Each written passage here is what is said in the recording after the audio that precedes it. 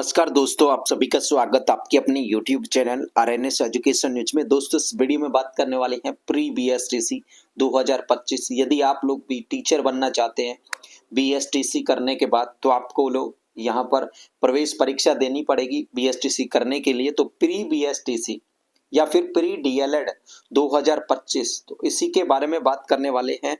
कब तक फॉर्म आने वाले हैं। और दोस्तों, इस बार जो है बहुत तेज गति से चीजें होने वाली है। जी हाँ, क्योंकि जो चीजें पहले कोरोना के बाद काफी डिले चीजें होती थी, वो अब आप लोगों को बहुत पहले देखने को मिलेंगी, है ना। तो बताते हैं आप लोगों को प्री बीएसटीसी 2025 के फॉर्म कब तक आएंगे, परीक्षा कब होगी, सिलेबस क्या है, कितनी साल तक के बच्चे इसका ये कर सकते हैं बीएसटीसी को, है ना। सब कुछ बताते हैं। इस वीडियो को कंप्लीट देखें और इसको शेयर करें। और प्री बीएसटीसी 2025 संपूर्ण जानकारी के लिए आप हमारा टेलीग्राम चैनल ज्वाइन कर लो, और यूट्यूब पर जो वीडियो देख रहे हैं आप लोग, तो इस चैनल को सब्सक्राइब भी कर लो। तो आपको प्री बीएसटीसी 2025 के सारे जो डिटेल्स है वो मिलते रहेंगे। तो आप बताते हैं दोस्तों, देखिए ओपन जो यूनिवर्सिटी है ना, उसको यहाँ पर जिम्मेदारी दी गई है। अब ओपन यूनिवर्सिटी कौन सी है?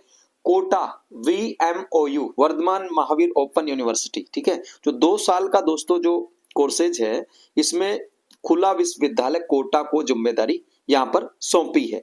और दोस्तों, अगले 10 दिन के अंदर, यानी कि इसी मार्च में 15 तारीख बाद ना, होली के बाद जो है आप लोगों के फॉर्म शुरू हो जाएंगे, ठीक है। 10 दिन के अंदर का यहाँ पे बताया कि आप लोग 15 दिन मान के चलिए, ठीक है।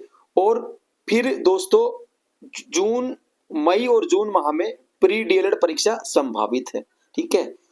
फिर क्या करेंगे, आप लोगों के मई अंत तक या जून के शुरुआती सप्ताह में आप लोगों की परीक्षा यहाँ पे करवा ली जाएगी। और पिछले साल दोस्तों यहाँ पर क्या हुआ था, पिछले साल भी इन्होंने VMOU कोटा को जिम्मेदारी सौंपी थी। ये आज के अखबार में भी आई है खबर, और आप लोगों ने पढ़ भी ली होगी। तो यहाँ पर आप लोग देखें दोस्तों, टाइम फ्रेम के अंदर ये चीजें जो है शुरू कर दी जाएंगी।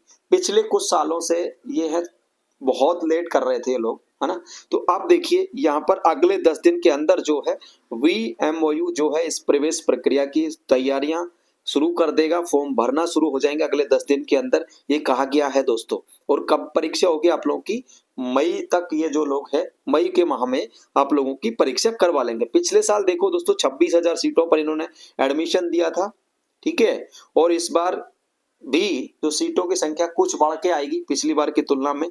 तो आप लोगों के फॉर्म इसी महीने में शुरू हो जाएंगे। अब आप लोगों को बता देते हैं योग्यता क्या है। देखिए दोस्तों, इसमें प्री बीएसटीसी करने के लिए आप लोग 12th पास होने चाहिए, 12वीं पास होने चाहिए। और इसमें बीएसटीसी 2 तरीके की होती है, एक तो सामान्य या फिर संस्कृत।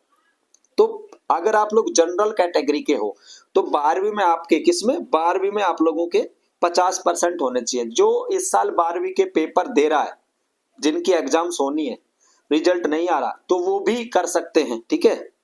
अब दूसरा यहाँ पर SC ST के लिए इन्होंने 45 रखे हैं, यानी कि 12वीं में आपकी 45% हो।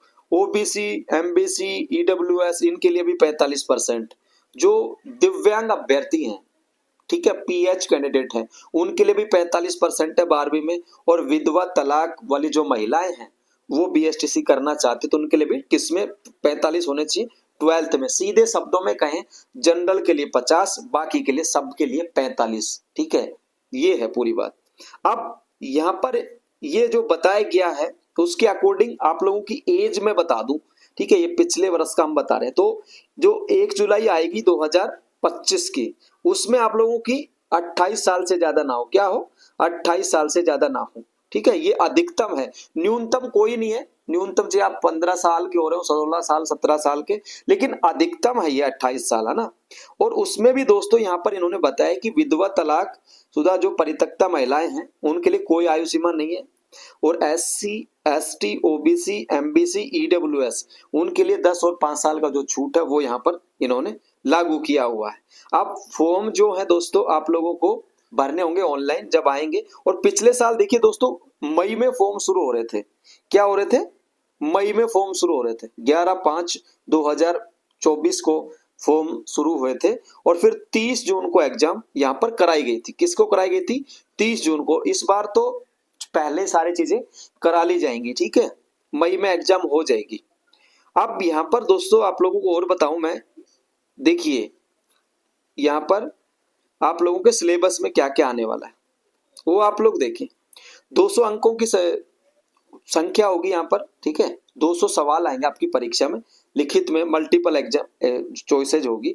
मानसिक योग्यता 50 सवाल आएंगे, एक सवाल 3 अंकों का आएगा।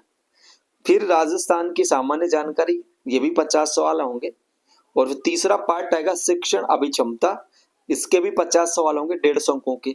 फिर जो द पार्ट आएगा उसमें आप लोगों को लैंग्वेज चूज करनी है, ठीक है। हिंदी अंग्रेजी दो, या फिर आप लोगों की संस्कृत, इन दो में 2 भाषाएं होंगी आपके पास, ठीक है। यहाँ पर इन्होंने बताया है कि सभी जो खंड है उसमें अ ब स द विभक्त होगा। खंड द है वो 3 खंडों में होगा, ठीक है।